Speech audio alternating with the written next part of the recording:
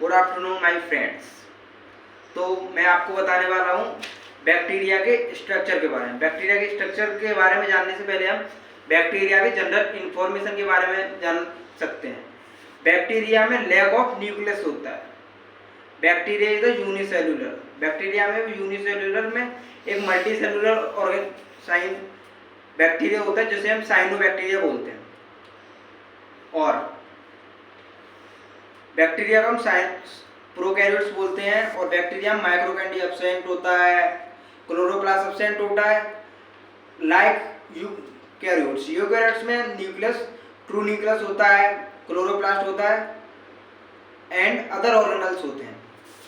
इसी प्रकार प्रोकैरियोट्स को हम यूनिसेलुलर ऑर्गेनिज्म क्यों बोलते हैं? यूनिसेलुलर ऑर्गेनिज्म इसलिए बोलते हैं कि सिंगल सेल। यूनि मतलब single cell, bacteria is a single cell. Single cell is the survival for environmental. General information के बारे में बात हो गई, तो बात करते हैं बैक्टीरिया के स्ट्रक्चर के बारे में। बैक्टीरिया के स्ट्रक्चर के बारे में सबसे पहली बात होती है हमारी कैप्सूल की। सबसे जो बाहरी लेयर होती है बैक्टीरिया की उसे हम बोलते हैं कैप्सूल। कैप्सूल के बाद जो सेकेंड लेयर स्टार्ट होती है उसे बोलते हैं हम सेल वॉल। सेल वॉल के बाद में स्टार्ट होती है उसे बोलते हैं प्लाज्मा मेम्ब्रेन। प्लाज्मा मेम्ब्रेन और कैप्सूल के ऊपर जो भी रेड रेड से या गोल से टाइप्स के दिखते हैं हमें, उन्हें हम बोलते हैं पिली। एंड जो खुला न्यूक्लियस होता है, खुले न्यूक्लियस को हम बोलते हैं न्यूक्लियोटाइड, जो कि सर्कुलर डीएनए होता है। इसमें राइबोसोम्स भी पाया जाता है, प्लाज्मिड्स। और बैक्टीरिया में मूवमेंट करने के लिए बैक्टीरियल फ्लैजिला होती है। बैक्टीरियल फ्लैजिला का काम मेनली क्या होता है? एक जगह से दूसरी जगह पर बैक्टीरिया को पहुंचाना या एक जगह से दूसरी जगह ट्रांसफर करना, एक तरीके से इस प्रकार का काम होता है फ्लैजिला का। उसके बाद चलो इसके बाद हम शुरू करते हैं कैप्सूल के बारे में। कैप्सूल मेनली बना होता है, कैप्सूल सबसे बाहरी लेयर है। कैप्सूल बैक्टीरिया के सबसे बाहरी लेयर है जो कि मेनली बना होता है पॉलीसैकेराइड एंड अमीनो एसिड से मिलकर। और इसका कैप्सूल का मेनली काम क्या होता है? कैप्सूल का मेनली काम क्या होता है? बैक्टीरिया जो अनफेवरेबल कंडीशन में डेड हो जाता है उससे बचाता है। और उसके मेनली आप समझ गए होंगे कैप्सूल का मेनली क्या काम होता है? अनफेवरेबल कंडीशन में बैक्टीरिया को ग्रो कराना या सर्वाइवल रहना कुछ टाइम के लिए, जब तक फेवरेबल कंडीशन ना हो जाए। एंड उसके बाद हम बात करते हैं cell wall. Cell wall bacteria में पाई जाती है। और सेल वॉल का मेनली काम क्या होता है? बैक्टीरिया के जो भी एजेंट्स हैं या अनफेवरेबल कंडीशन में बैक्टीरिया को डैमेज होता है उससे बचाता है। और बात करते हैं प्लाज्मिड्स की।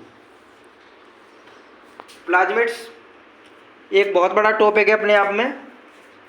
मेनली प्लाज्मिड्स प्रोकैरियोट्स में ही पाया जाता है। प्रोकैरियोट्स में भी बैक्टीरिया।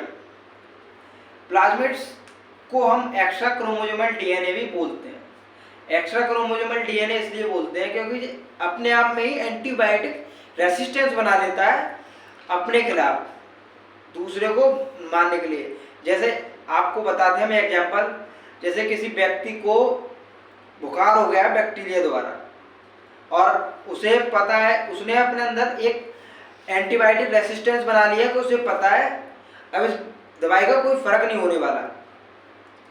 तो इस प्रकार एक बैक्टीरिया दूसरे बैक्टीरिया में ट्रांसफर कर देता पिली के द्वारा। पिली का मेनली काम क्या होता है? एक बैक्टीरिया से दूसरी बैक्टीरिया में एक्स्ट्रा क्रोमोसोमल डीएनए को ट्रांसफर करना। अब बात करते हैं हम प्लाज्मा मेम्ब्रेन की। प्लाज्मा मेम्ब्रेन की बात करते हैं।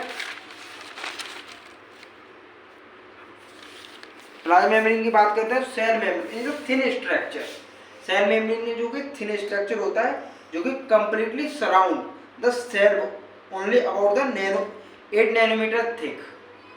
The structure is the critical barrier separating the inside of the cell from the environment। Mainly क्या काम होता है जो कि उसकी जरूरत के लिए न्यूट्रिएंट्स या अदरवाइज हम फूड बोले, बैक्टीरिया को फूड की जरूरत होती है, उसके लिए सही फूड कौन सा है वो अंदर जाने के लिए सेल मेम्ब्रेन का मेन रोल होता है। और राइबोसोम्स का मेनली क्या होता है, प्रोटीन को सिंथेसाइज करना। एंड हमने बात करी थी, डिस्कस करा था बैक्टीरिया फ्लैजिला। बैक्टीरिया फ्लैजिला भी 4 टाइप्स की होती है, अलग अलग बैक्टीरिया में पाई जाती है। And thank you.